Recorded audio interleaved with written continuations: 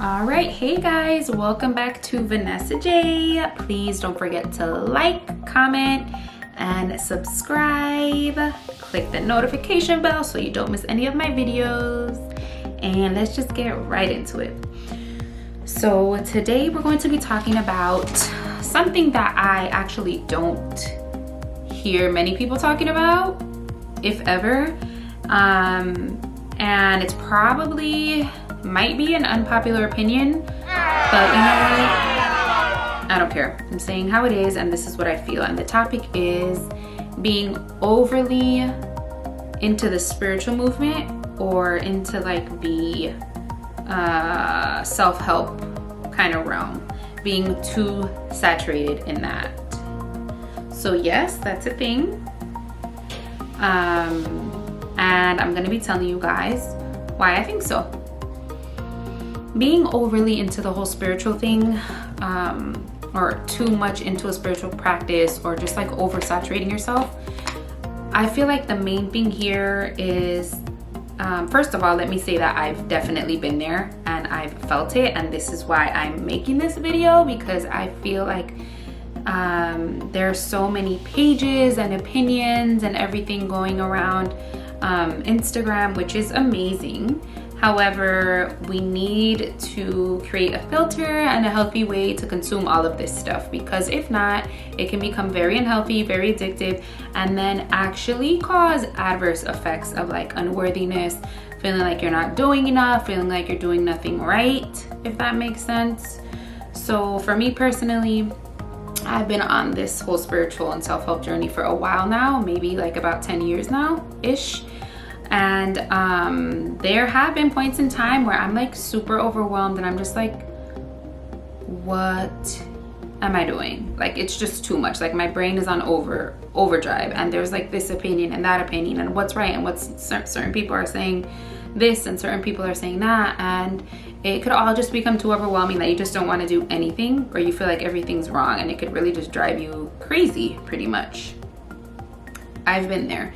So what I've learned along the way is that you really need to take things slow, honestly, and take what really resonates to you, and give yourself time to integrate that. What that means is like, give yourself time to put that into practice and to see if it works for you, to see if it feels right for you, because not everything that works for somebody else is going to work for you. And that's something that I also had to learn along the way, is like, there's not a one size fits all here.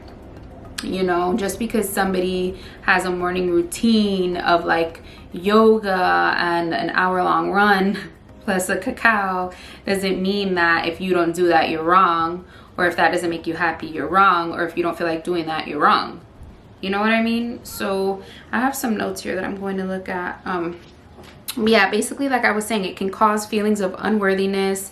You can compare yourself a lot to other people that might be on a similar path to you, and if you feel like you're not, you know, achieving a certain goal or something by this age or by this time, or just period, that you're not good enough and you're doing something wrong.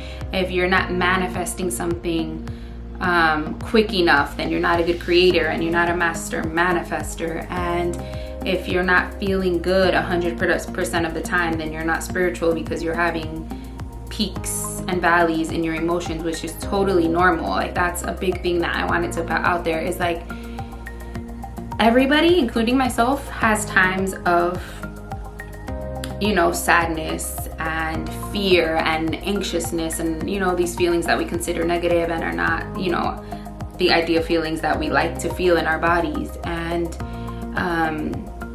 you know, feeling good 100% of the time is not humanly possible. It's just not. And we should not be beating ourselves up for having human moments where we don't feel as good, because then that's really counterproductive, and it really just goes against, you know, everything that we're working hard to achieve, which is peace most of the time. So although yes, you see a lot of people, including my page, it's you know, most people's Instagram and social media is a highlight reel of everything that's going great in their life, and advice on how to make your life be better and stuff like that, because us light workers and you know, healers, etc., we're out here to try to help people feel better and to try to raise people's vibrations. You know, that's our goal. So we're not gonna highlight, you know, most of our bad times, if that makes sense. Yeah, like even myself, I put things out there when I'm not feeling that great and what I did to make myself feel better, etc.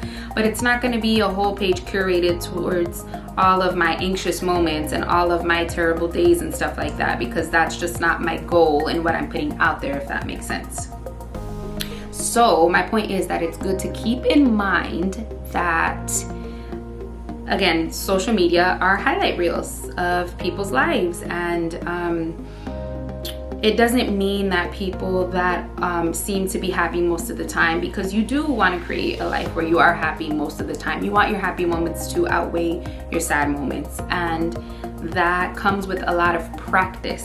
Let me tell you, let me just put it out there. There are a lot of people who dumb this down, or who say that, you know, who make fun, or who have negative feelings towards people who say that you have to feel good all the time in order to attract things. That's one opinion. My opinion is, from experience, you can get to a place where you are happy most of the time, and when you're not, you know that you have the power to alchemize that and change your mood, you know, because we have an inner knowing, an inner being, you know, that has this ability to know what it is that we truly desire and what truly is meant for us. And then we have our belief system that was created through human experiences in our lifetime, right? So when our inner being, right, our higher self, tries to come in there and say, okay, well, I want to feel good, and I want this dream relationship, and it's coming to me, right? You want to push that to the forefront for, you know, law of attraction and feeling good, you know, spiritual way. I hope that made sense. Then our inner limiting beliefs, they try to creep in and they go, oh no, that's dumb, or no, you know, that's not gonna happen. You've been waiting so long, or you're not worthy, or you're not ready, or you're scared, or this or that.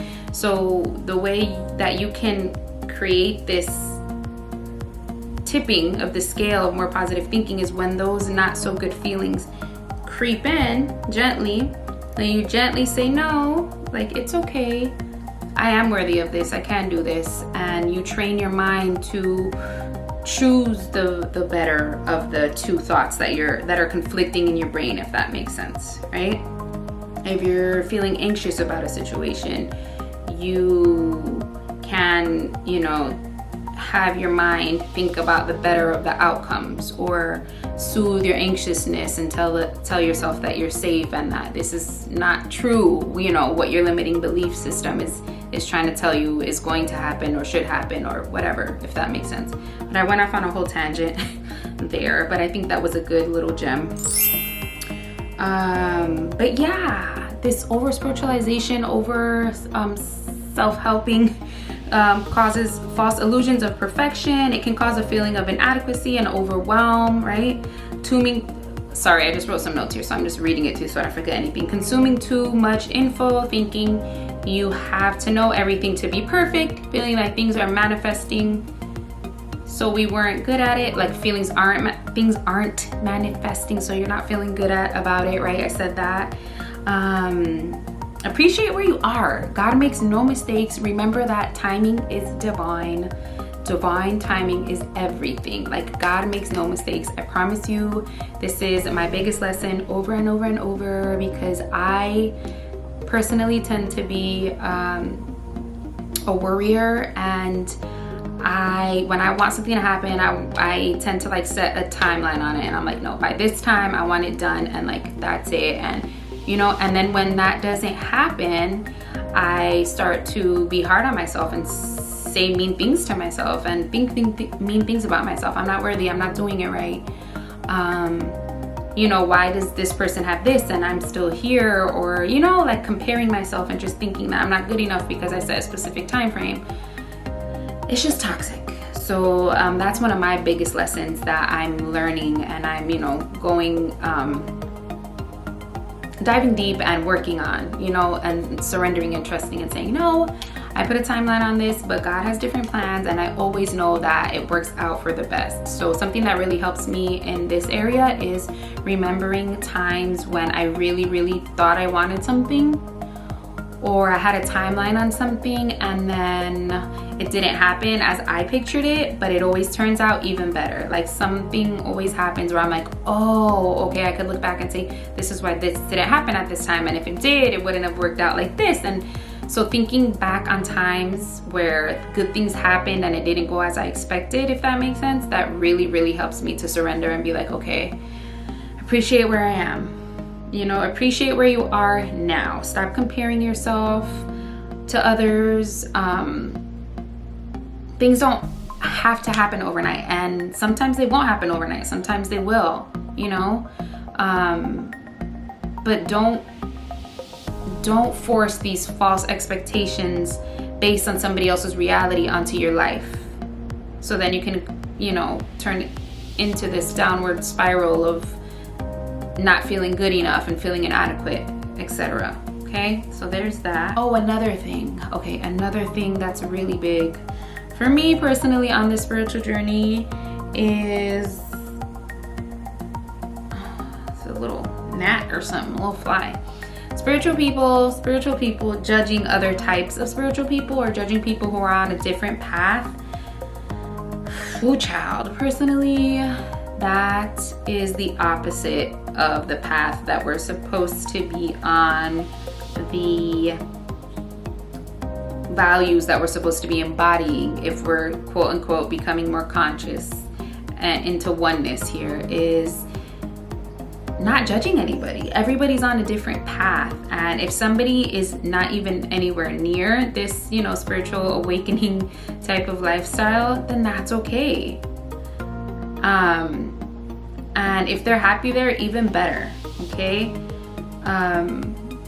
One of the biggest things that I've learned, which thank God I actually never really had this issue, but it's a big realization that you cannot teach everybody everything, and you should not force your values or opinions upon other people. Because you live a certain way or you believe certain things doesn't mean that everyone needs to do that or that everybody's even ready to receive that message.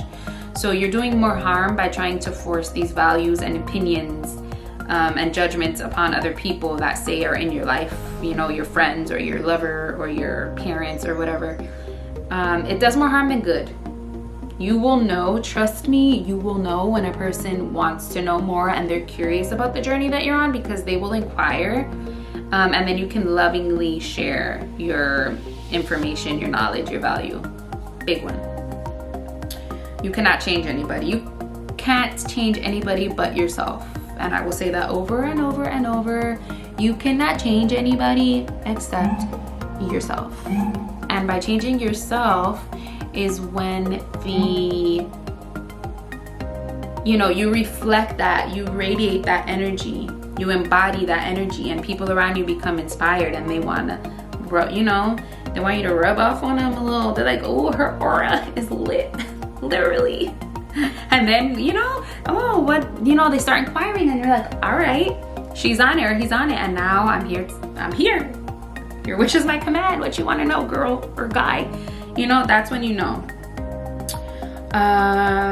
Or judging other people that are on a spiritual path, but in a different way. There's so many different paths in this lifestyle that there's no way to even put a one size fits all. Some people are into certain things, and there's just infinite ways. Some people are more happy being, really minimalistic, and they just want to be happy and live freely on like an island, living a chill, slow life, and they don't really, care about the material things and stuff like that. And that's beautiful. And then there's people who are more go-getter and they, want to manifest millions of dollars and have this massive business, and that's also okay. So being aware that you don't need to judge people for their desires or their way of being or their way of existing, because everybody's as they're meant to be. So just focus on yourself. Don't worry so much about what other people are feeling. There's no right, no wrong. There's no white, no black. There's no correct way to live. in alignment and in spirituality. The only non-negotiables, which we're all on a path and we will never, no one is ever 100% like perfect, is that we should be trying our best to always come from a place of unconditional love and understanding. That's the basis of it. We need to embody love, period. That's the number one thing that we all should be. If we're going to learn one thing, is that. Oh, another toxic thing that I see is we don't need anybody else to complete us, and we need to be perfect in order to start a healthy relationship. It's BS and it's not true. And although yes, it's great to do self-help and to work on ourselves, because the better version of yourself, the better partner you'll attract. Of course, that's common sense. But remember, there's no finished product here. We will never be perfect and we will always be constantly evolving. So it's really toxic to say that we don't need anybody to complete us, or that we need to be some perfect version, finished version of ourselves in order to have a healthy relationship or to be worthy of a loving romantic partnership. It's just not true. I'm sorry. There are certain relationships that will drag you down, and there are certain relationships that will lift you up. Either way, well, not either way. When you're involved in the type of partnership that is healthy and that you complement each other's beliefs and wants, and just energy, you will up level much quicker in a partnership than you will by yourself, believe it or not. That's my belief. Take it or leave it. But when you are in alignment and you are in a healthy partnership, the two of you, the energy and the magnetism that you two create together will take you up level quicker. And I mean, it's just like teamwork. It's like anything else. It's like you're in school, you're doing a project. If you have somebody that's compatible and you guys are on the same boat and you're on the same page, hello, two heads are better than one, right? It's common sense. Also, to piggyback off of that, the belief that we don't need connection in order to live and that we're whole and we're ourselves. Yes, we're whole, but we were all born, we are humans, we are conditioned for love, period. We're conditioned for connection. We come out of our mother's womb and the number one thing we need is love, period. Babies will cry for love, right? They'll cry for attention, and if they're attuned to like self-soothe and they're left, yeah, obviously we're human, we're very intelligent beings and we can adjust and learn to self-soothe. And all that is, as sad as it is that we as babies learn to suppress our need and our fiery desire to be connected to another human, our mom. And we're so intelligent that we learn to tune that out, and we learn to self-soothe, and we learn to suppress that need and that want, and that can go on with us for life. And we are just born to thrive off of love and human connection. So don't ever think that you're wrong or you have some kind of unhealthy going inside of you because you're yearning for love. That is absolutely false, and we absolutely all should have a healthy desire for love. Obviously there's a difference between like unhealthy toxic codependency and a desire to just be loved and cared for, and just have that human connection. So there's another thing. And I think that's it. So those are some of the things that I wanted to highlight about toxic overflow of spirituality.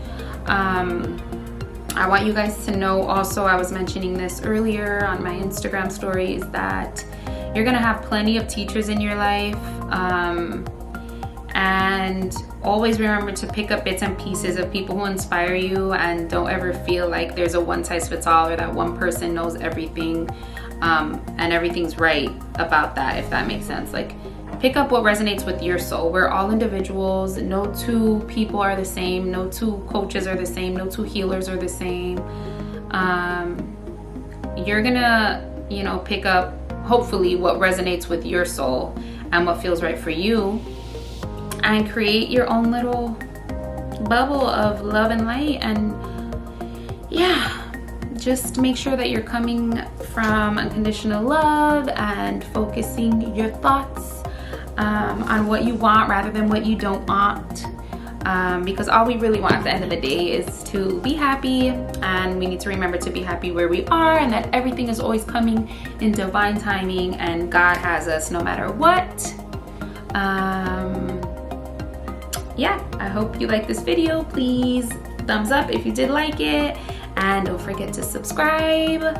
Comment down below what you liked, what was your biggest takeaway, what was your biggest aha moment in this, and we'll be talking soon.